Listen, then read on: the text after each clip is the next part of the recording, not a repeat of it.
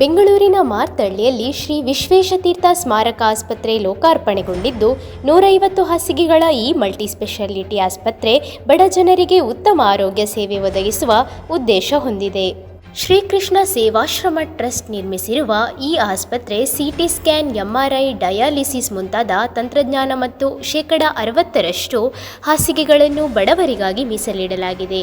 60 ಕೋಟಿ ರೂಪಾಯಿ ವೆಚ್ಚದ ನಿರ್ಮಿತ ಈ ಕೇಂದ್ರವನ್ನು ಗೃಹ ಸಚಿವ ಅಮಿತ್ ಶಾ ಉದ್ಘಾಟಿಸಿದರು. ಶ್ರೀ ವಿಶ್ವೇಶತೀರ್ಥ ಸ್ವಾಮೀಜಿಯವರ ಸೇವಾ ಪರಂಪರೆಯನ್ನು ಶ್ರೀ ವಿಶ್ವಪ್ರಸನ್ನ ತೀರ್ಥ ಸ್ವಾಮೀಜಿ ಮುಂದುವರಿಸುತ್ತಿದ್ದಾರೆ.